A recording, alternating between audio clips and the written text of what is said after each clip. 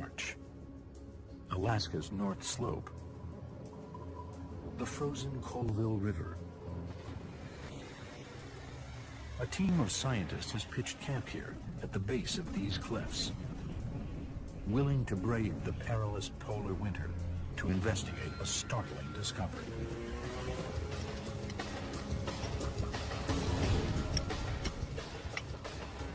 There it is. The hadrosaur looks like the base of the tail. Success. They've unearthed dinosaur bones near the North Pole. The animal is called Edmontosaurus, a gentle giant. A 35-foot-long, 4-ton, duck-billed plant eater. A member of the hadrosaur family found in 70-million-year-old rock, a mere 50 miles from the Arctic Ocean, where temperatures can drop as low as minus 60 degrees Fahrenheit. According to conventional wisdom, it shouldn't be here, because this is how dinosaurs are typically pictured. Cold-blooded reptiles living in tropical climes, not in cold Arctic environments like this one.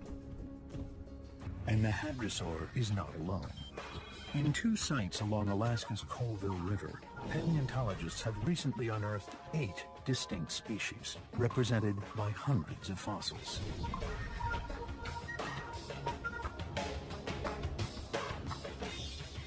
On this table are examples of the biodiversity of the animals, the vertebrate animals that we found up on the North Slope. And we have a variety of meat-eating dinosaurs. And this is the left front jaw, an animal called Gorgosaurus. 30 feet long, almost 3 tons, nearly a match for its fearsome cousin Tyrannosaurus rex. Gorgosaurus was at the top of the food chain. In competition, Troodon, 6 feet long, 150 pounds, small but ferocious, and Dromaeosaurus, a wolf-like 2-legged hunter, which may have had feathers as insulation. And here we have a horn core from our Pachyrhinosaurus. A massive 4-ton plant eater with a broad, bony frill protecting its neck, an elongated skull with a beaked mouth, and a thick bone above the nasal opening. Pachycephalosaurus, a 2-legged plant-eating brute with a thick, bony dome on its head, possibly used for combat or defense. And Thessalosaurus, another 2-legged animal thought to be a plant-eater. The unexpected discovery of so many species living in the Arctic is leading scientists to rethink old assumptions about dinosaur biology. The traditional view was that dinosaurs were all overgrown reptiles that lived under tropical conditions. When we found polar dinosaurs, however, it was driven home to everyone that dinosaurs could live under very different and thrive under very different climate conditions. Scientists long believed that dinosaur biology resembled that of cold-blooded reptiles, like crocodiles, animals that require warmth to survive and cannot withstand prolonged exposure to temperatures below freezing.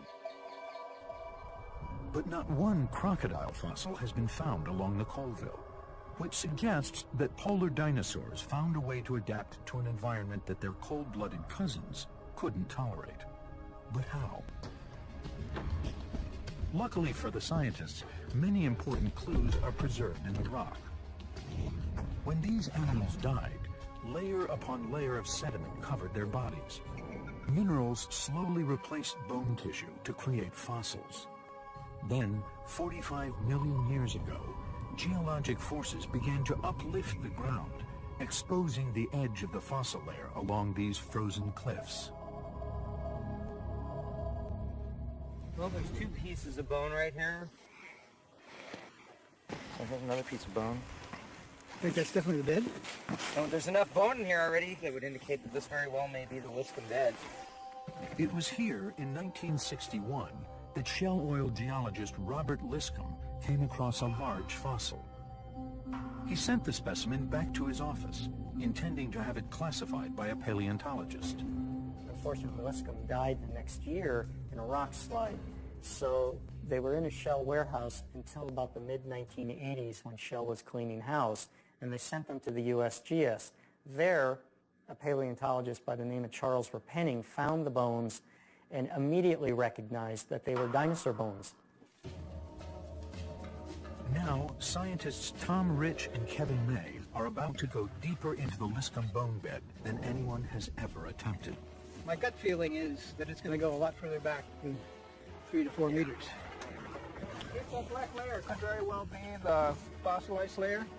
With the help of seasoned Alaskan gold miner Bobby Fithian, they will spend the next month blasting a tunnel into the permafrost. Once inside, they will dig down into the bone bed, the rock layer where fossils, if they're there, lie packed together, protected from the elements. They begin with a set of relatively small charges.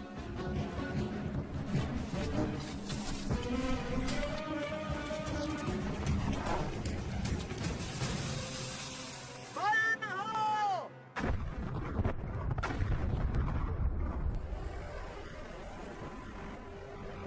The goal is to open a passageway about a foot above the fossil bed, but no closer. The worry is that if they don't angle the blasts just right, they'll destroy the treasures they came to retrieve. Take a look at this. Distal tibia. That was found right down here, at this level here. So far, they seem to be right on target. It's a good start. Blasting for fossils is an unusual way to do paleontology, but not for Rich. He was one of the first scientists to discover polar dinosaur fossils, not in Alaska, but at the opposite end of the world. I don't mean to pat myself on the back, but as far as trying new techniques that worked, 20 years ago, I cut a tunnel.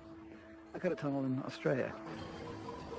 There, he used dynamite to expose a narrow fossil layer buried deep in the rock. That bone mine yielded thousands of fossils, mostly well-preserved small pieces. Proof that 100 million years ago, dinosaurs lived near the South Pole, an environment even colder than this one near the North Pole, where he's trying again to find dinosaurs. I mean, we've got small bone in here. Look at this. Where? Right in here? Yeah, this level. Paleontologist Kevin May has searched for fossils all over Alaska, but this is his first tunnel. And he's excited by the hadrosaur bones that are beginning to be exposed as they go deeper. This is exactly what we came here for. This is the best I've ever seen this stuff. I just am blown out on this one. Yeah, so we don't need to go deeper. We just need to go straight in at about this level.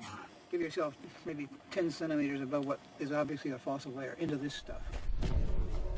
The initial digging to establish the entrance to the tunnel has already unearthed some large bones, That's definitely a rib. but most are in poor shape. Some type of long bone here. Unfortunately, it's fairly well powdered. Because they were lying close to the surface, the fossils have been broken and worn by the freeze-thaw cycle, the punishing effect when water seeps into the ground and then expands when frozen, cracking open rocks. The purpose of the tunnel is to dig deep into the permafrost, which is not prone to those seasonal changes, and hopefully find better preserved, smaller, and more delicate bones. When we get in, what we hope 20 meters, we're going to be beyond that. So we're going to see bone for the first time that's never been through that. With the entrance set safely above the fossil layer, they give Bobby Fithian the go-ahead to complete the blasting.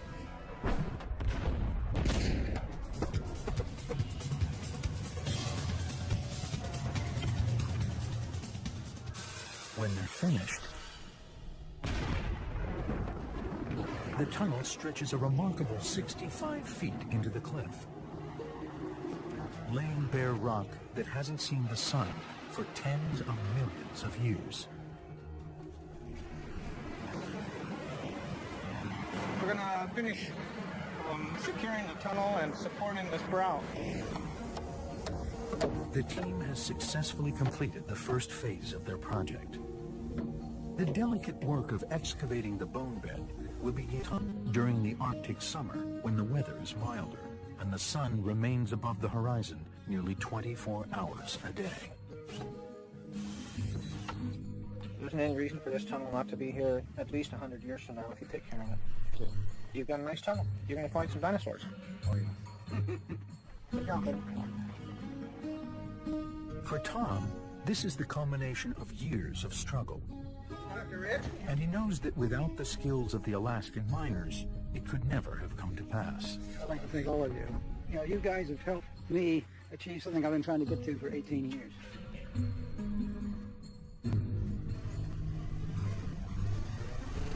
Though the goal this time was merely to build the tunnel, their work paid an unexpected dividend. Hadrosaur bones. These duck-billed plant eaters appeared about 145 million years ago and were one of the most successful groups living right up until the time that all dinosaurs died out, around 65 million years ago. Hadrosaurs may have owed their success to several important adaptations. They were one of the first large animals to evolve fleshy cheeks and hundreds of teeth that were continually replaced. Features that made it possible for them to chew their food instead of just biting and swallowing as other creatures did. They also built nests and apparently tended their eggs like brooding birds. Hadrosaurs are the most common dinosaur found at the Liscum bed. But 28 miles upriver from the tunnel, atop a 300-foot cliff, a second team of paleontologists has made another remarkable find. A mass grave containing at least 4 species of dinosaur, including Gorgosaurus, Edmontosaurus, Troodon, and Pachyrhinosaurus. This is the most diverse assemblage of fossil dinosaur bones here on the North Slope. It's got a variety of kinds of animals. It's got tremendous bone density. There's an abundance here like would never have believed. Tony Fiorillo and his team are doing paleontology the old-fashioned way, with picks, shovels, and grim determination. There's some sites I've worked in the lower 48 where a chimpanzee with a popsicle stick can work the localities. This quarry is not one of those localities. It's late summer, but this hardly feels like a vacation. The treacherous climb, the frozen ground, the freezing rain are a daily trial. But it's all been worth it, because Tony has just found the crown jewel of the Colville. A massive skull, flattened but otherwise intact. This is the right side of the face. It takes a trained eye to see the shape embedded in the rock, but to Tony, it's crystal clear. This is the skull of a horned dinosaur. It's upside down. So you're looking at the right side, or the right cheek, of something that we've been calling Pachyrhinosaurus. Pachyrhinosaurus, the horned dinosaur, a relative of Triceratops, previously known only to live much farther south. And there are others. There's 14 individuals of a horned dinosaur in this little pit so far. Finding so many Pachyrhinosaurus in one spot is like stumbling onto an elephant graveyard. 70 million years ago, something happened that deposited the bodies of more than a dozen massive animals in this one spot. The river below offers a clue. The density of bones so high that it's easy to envision this being a jam in a river channel. These animals were transported down river somewhere, and presumably they created their own little log jam, except there was a bone jam in a river channel.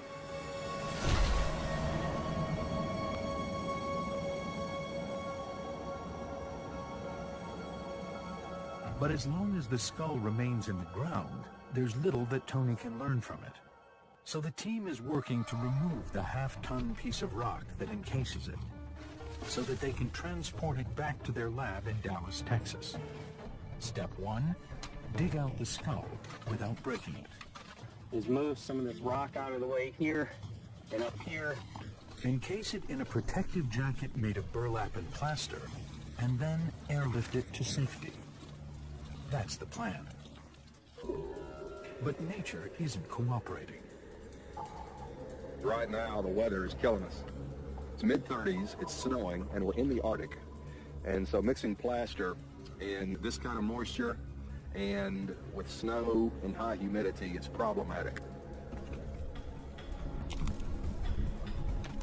1, 3. 1, 2, 3. We'll plaster that hole over, and then we can hoist it out with a chopper.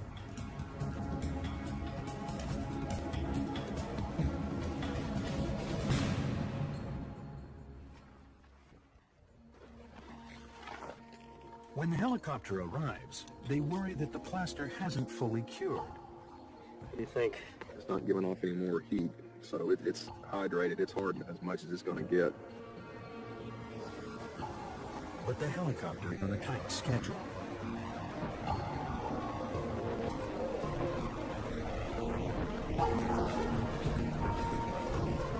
It's due to deliver its load to an airstrip further upriver.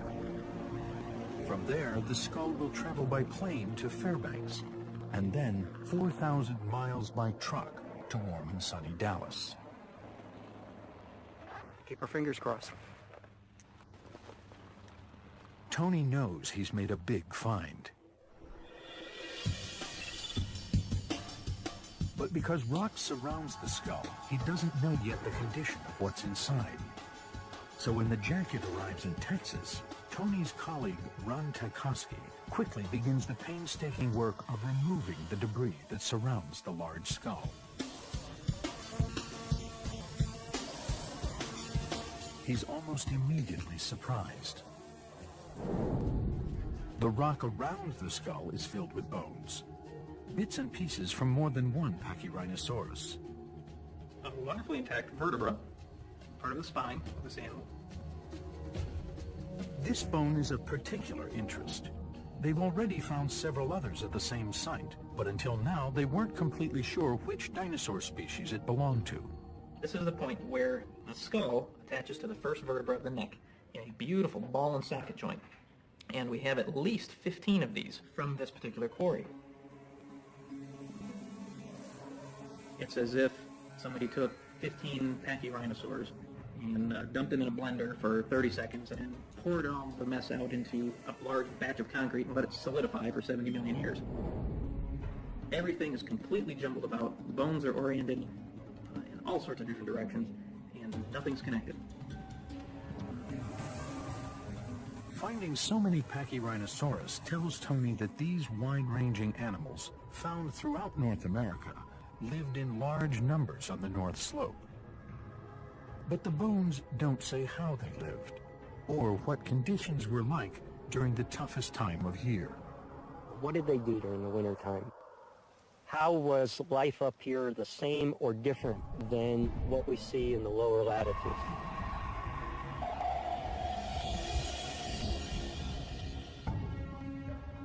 Scientists have long known that the Earth's climate was generally warmer during the time of the dinosaurs. But how warm was the polar climate 70 million years ago? Was it hot enough to be considered tropical? And were the seasons as extreme as they are in the Arctic today?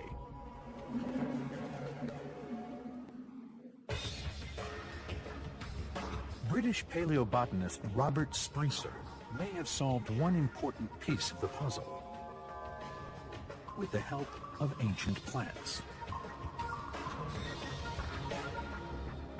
When I find a fossil leaf, it tells me something. It's like a messenger from the past. He made his first trip to the Colville River in 1976. It was known that there was a rich flora there, but what I didn't realize was just quite how abundant it was. So we'd land and run over to the outcrop and start hammering away, and there were the leaves. Since then, Spicer has amassed one of the world's most impressive collections of Arctic botanical fossils from the late Cretaceous. This collection here is fairly typical of the kind of fossils we find throughout the late Cretaceous of the North Slope. Now, what we have here is the 90-million-year-old cycad. Cycads are tropical and indicate warm conditions. This one here, this is a conifer. Conifer trees are found in a variety of climates. Measuring up to 30 feet tall, they were common on the North Slope. This is a fern. These are the sorts of things that your knees would brush past as you walk through the Cretaceous forest. This here is quite unusual. It's a leaf which has got a smooth edge to it. It hasn't got any teeth. And this is typical of the kinds of leaves that we tend to find in warm environments today.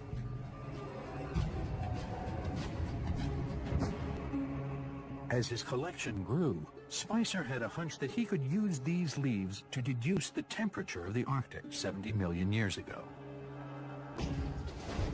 It was an idea based on a simple observation that allowed him to decode the secret language of leaves. In hot tropical climates, the edges of leaves are smooth. But in colder climates, they tend to have serrated edges. Well, when we look at leaves such as these, you can see that the edges of the leaf have got teeth on them. It's very jagged. And in fact, if you look at any of the tree species around here in this relatively cool climate in the UK, you'd be very hard pressed to find a significant number of leaves that have got smooth edges to the leaves. Spicer believes that these serrations evolved to help plants circulate water and nutrients. In hot climates, moisture evaporates from leaves, causing water to rise up through the roots. But if the temperature drops, evaporation and circulation ceases. Now, in those situations, the plant can't evaporate water from the leaf, so it can't suck water out from the ground. And of course, the plant needs the fluid going through the plant body to move nutrients. But the serrations in leaves growing in cool climates solve that problem, because at the tip of each tooth is a small gland that aids circulation. So in a cool environment, the plant actively pumps water out through the teeth. The real breakthrough came when Spicer realized that he might be able to pinpoint the temperature of the late Cretaceous using his fossils. It's the proportion of toothed leaves and non-toothed leaves that we see in a particular place living today or in a fossil assemblage that gives us an idea of the relative warmth, the average annual temperature during the year. He and his team spent years comparing leaf shapes to climate data in more than 170 locations around the world.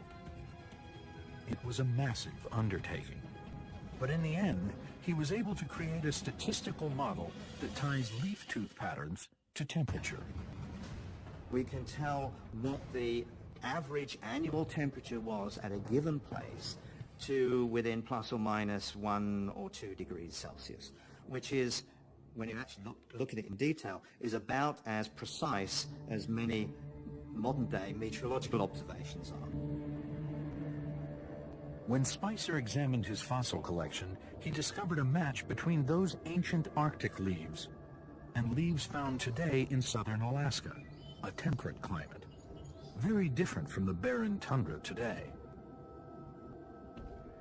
The model indicated that the average annual temperature on the North Slope was about 42 degrees Fahrenheit, 30 degrees warmer than it is there today. But that number is deceptive, because at high latitude, the yearly highs and lows are far apart. So while the dinosaurs would have enjoyed summer temperatures in the 70s, winters were likely cold enough to produce snow and even ice.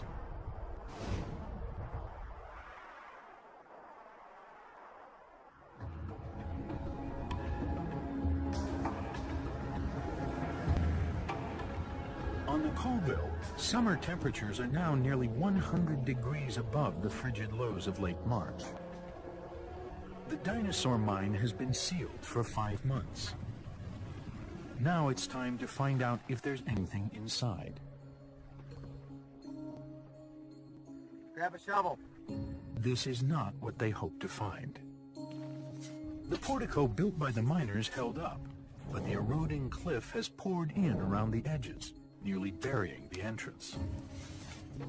And there's even worse news. Well, this is sort of bad news here. Looks like we've got impounded water inside the tunnel. Got water flowing out beyond our vapor barrier. So there must be standing water on the other side of this hole. During the spring thaw, the river rose an incredible 25 feet and flooded the tunnel. Oh, joy. It's the only one that did it. Dun, dun, dun, dun. The bad news is we have a mess. Yeah. There is some good news. Oh, there's nothing yielding. This is beautiful. That is fine. We're going to be safe in here. There's no yielding. Oh. The walls and ceiling are frozen solid. It's like standing inside a refrigerator, cooled by million-year-old permafrost.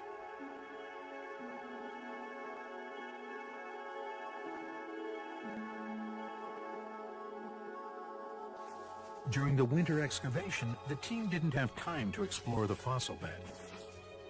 And now, because of the flood, the tunnel floor is hidden beneath at least a foot of ice. And there's only one way to get it out. It will take days of brute force labor to clear out the tunnel.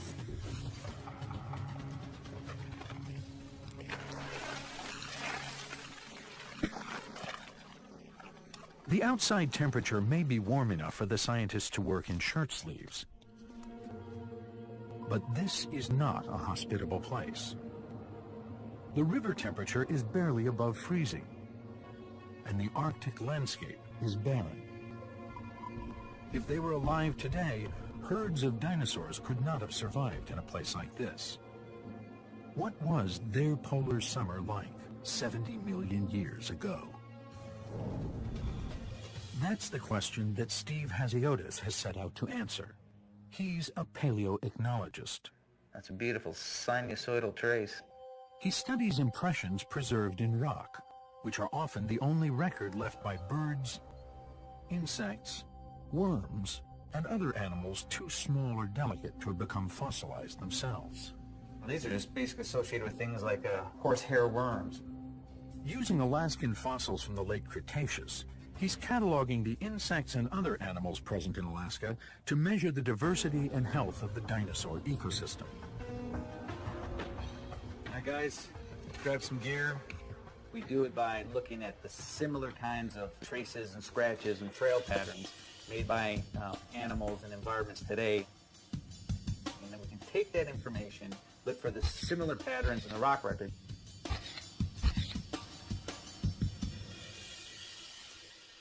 Today, he's brought some fossil impressions to a riverbank near Lawrence, Kansas. With the help of his graduate students, he will try to match the trails made in the 70-million-year-old rock to those made just days or hours ago by modern animals. Great trail right there. Holy smokes. I think these are these mud-loving beetles where the ceilings of them have collapsed. Bird tracks here, and then these worm trails here. This is the association that we're seeing up in the Arctic. From the modern-day animals on the bank of the Kansas River, a snapshot of a very similar environment in ancient Alaska begins to emerge. And he's sharing his insights with Tony Fiorillo. On this here, you got about 4 or 5 different trackways here and trails. Ones that are slightly larger aquatic earthworms. Totally fantastic hopping trails of a grasshopper or a cricket. And this other thing here is a crawling trail that's reminiscent of a beetle. So we got worms, beetles, and some sort of cricket-like thing. Does that help fine-tune the environment that these things were in? This had to be probably in the height of the summer or near the end where it's very warm. There's a high diversity, low-lying water, swampy areas, nice large lake plain or lake margin exposed. That means a rich ecosystem in the summer, capable of supporting creatures of all sizes, and a much greater diversity of plants and animals than is found in Alaska today. Picture yourself standing on this lake shoreline. It's warm, sunny.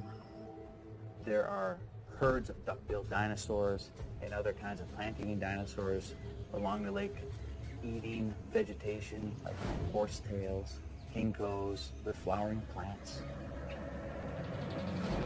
An abundance of flying insects and crawling insects on the shoreline, in the water. Theropod dinosaurs, large ones like T-Rex, smaller ones like Troodon, and they're hunting these plant-eating dinosaurs. The good times of the year, when it was not dark and cool, it probably would have been very similar to what we now see in the southeastern United States. There's lots of conifers, lots of flowering plants. In fact, the late Cretaceous, except for the dinosaurs, would not have been an unfamiliar environment to us. Conditions were mild during the long, bright summer days, but the winter would have been much more challenging. Because they're so close to the Earth's axis, the poles, north and south, experience the most dramatic seasonal changes.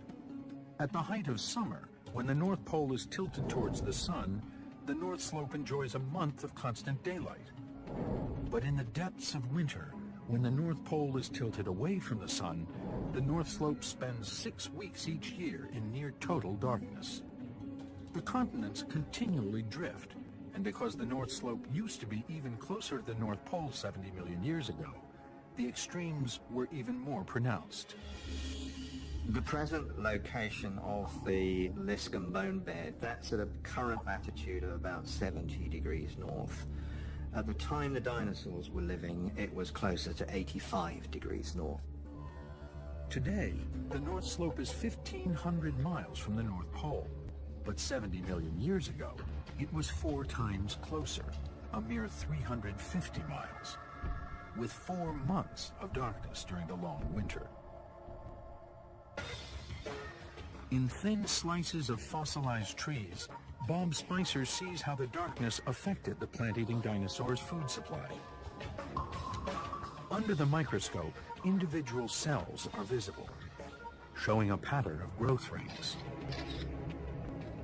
The tree rings show that in the summer, the trees were very happy. They were growing quite rapidly. The light-colored cells were produced during the bright summer months. And as the season progresses, the walls get thicker, the colour goes browner, until at the end of the growing season, the cells are really quite small. Then we get no more cells. The tree goes into dormancy.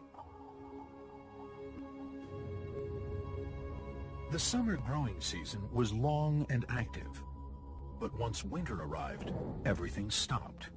Now what that means is that it was dark and there wasn't a lot to eat.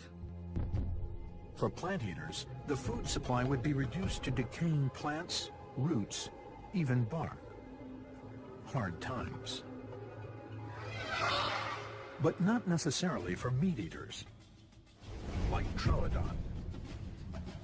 Troodon may have had an adaptation that would have turned the liability of darkness into a killer's asset.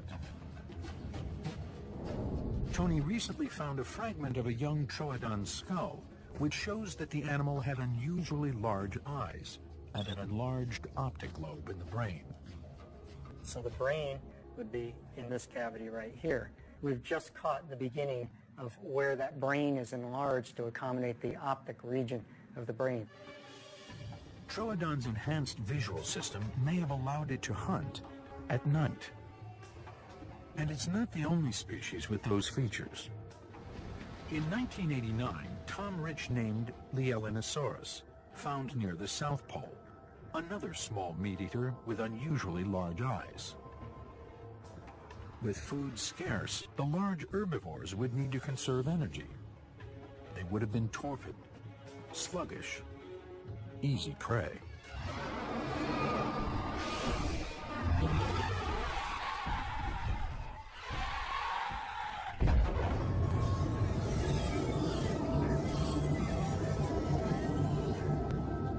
But maybe the plant eaters didn't hang around. Perhaps when the season changed, they struck out in search of better conditions. There's even the suggestion that some of these animals have gone through annual migrations. It's not inconceivable that these huge herds, particularly of the large plant-eating dinosaurs, migrated over huge distances, much like many modern mammals do today in search of forage. Migration is an important survival strategy in today's Arctic. As summer ends, caribou herds migrate south to their winter ranges. The distance is about 400 miles as the crow flies. But because the caribou don't travel in a straight line, the journey can stretch to thousands of miles. Dinosaurs would have had an even longer journey. Because the North Slope was much closer to the poles 70 million years ago, to escape the darkness, they would have had to walk 5,000 miles, nearly twice the distance from New York to Los Angeles. According to Tony Fiorillo, some animals wouldn't have been able to make the trek. He's compared the relative size of juvenile hadrosaurs to adults to determine if the young were physically capable of keeping up with a herd on the move. We argued through a biomechanical analysis of the juvenile duck-billed dinosaurs that they were too young or too small to make any long-distance migration. So therefore, we argued that these animals lived here year-round. That opened up a whole bunch of interesting biological questions, like how did they survive the seasonality? Tony's evidence has important implications for a long-running debate about dinosaur biology. Were they cold-blooded like lizards, or warm-blooded like mammals? Cold-blooded animals cannot long endure low temperatures. They seek external heat sources to power their metabolisms.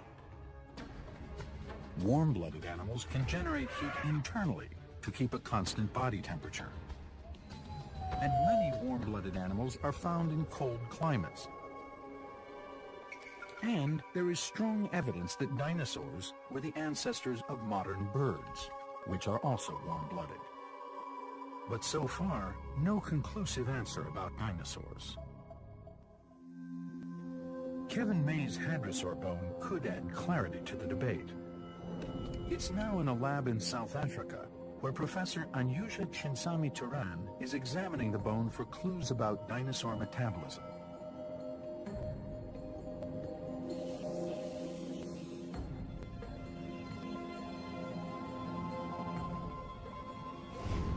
We're looking at a bone that is 70 million years old. What we see here are these interesting structures that tells us about how fast this bone formed, about the organization of the bone tissue. The bones of warm-blooded and cold-blooded animals form differently. Reptile bones grow rapidly when conditions are favorable. But when food is scarce or temperatures drop, growth ceases. That start-stop pattern of development leaves telltale markings in the bone, similar to the rings in tree trunks. These alternating rings of growth that we see in reptiles, they tell us that these animals, their growth is dependent on seasonality. Birds and mammals, however, grow differently. They are not as sensitive to seasonal changes. They add new layers of cells more rapidly and continuously. In warm-blooded animals, no growth rings. Because the hadrosaur was a dinosaur, and because the poles experienced the most extreme seasonal swings on the planet, Anyusha expected that the bone would show pronounced growth rings. But instead, she had a surprise. I don't see the growth rings that I would have expected in an animal that would have been affected by seasonal climatic conditions. The hadrosaur bone more closely resembled the bone of a mammal or bird. That suggests that the hadrosaur did not hibernate or slow down during the winter. It was active all year round. I suspect that perhaps this animal was very well adapted to the environment in which it lived. For some scientists, thinking of dinosaurs as warm-blooded is the only explanation that makes sense. If they're warm-blooded, you can see them surviving in this kind of climate, much as modern mammals and birds do in the Arctic today. Today, biologists increasingly understand that there exist degrees of warm-bloodedness and cold-bloodedness in the animal world. It's not always one or another. Dinosaurs likely had their own unique solution to the body temperature problem, which allowed them to survive for millions of years in the toughest seasonal conditions their world had to offer. At the height of summer, the sun stays above the horizon nearly 24 hours a day. Work has continued around the clock to clear the debris. Now is the time to find out if the bones buried inside are better preserved than those found in the cliff face. Kevin makes the most of the short time he has left. Jackhammers give way to precision instruments. We have this frozen, unbroken matrix that we're able to shave off layer by layer, and it's not flaking apart. So you could not do this outside of the tunnel. You couldn't do it outside the permafrost.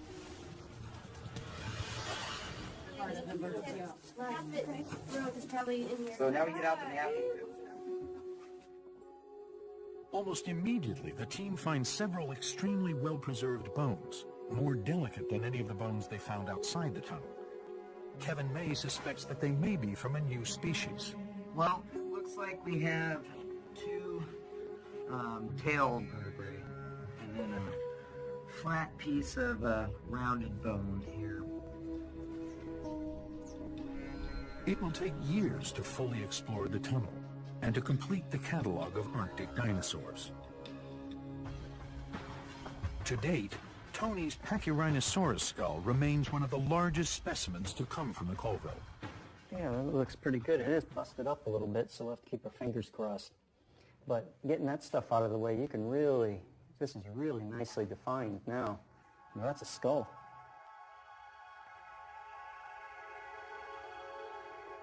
But despite its poor condition, the skull, and all the other fossils miraculously preserved for 70 million years, reveal a fascinating chapter in the history of the Earth.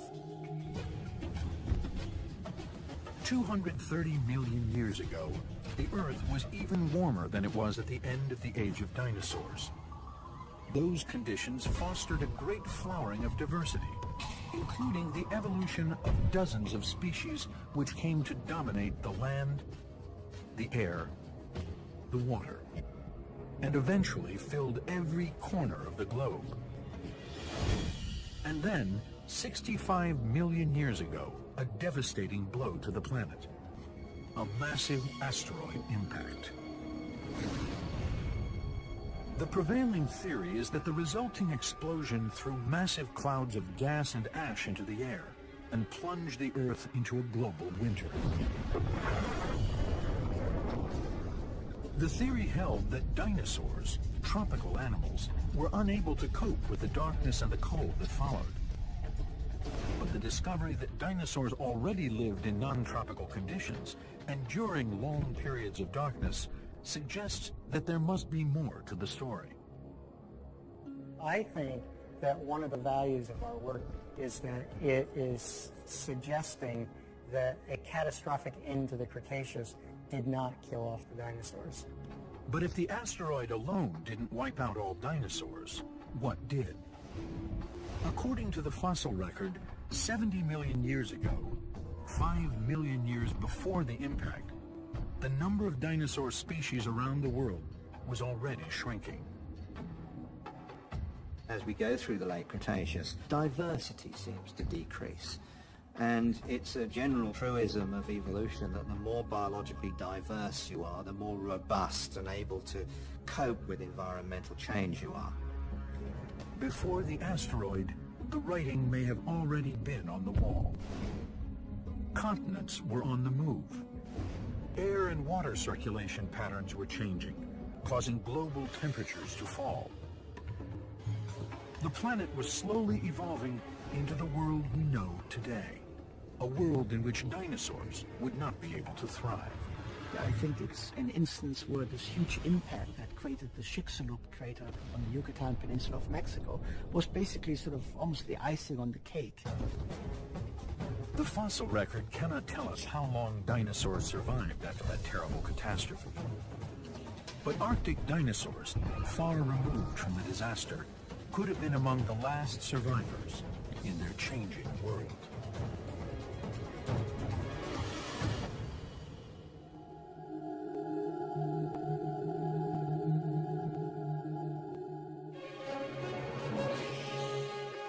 On Nova's Arctic Dinosaurs website, watch any part of this program, go behind the scenes, and more.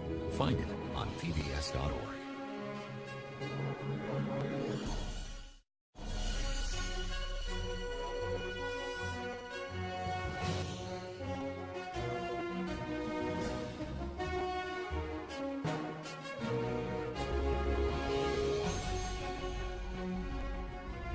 To order this Nova program for $24.95 plus shipping and handling, call WGBH Boston Video at 1-800-255-9424 or order online at shoppbs.org.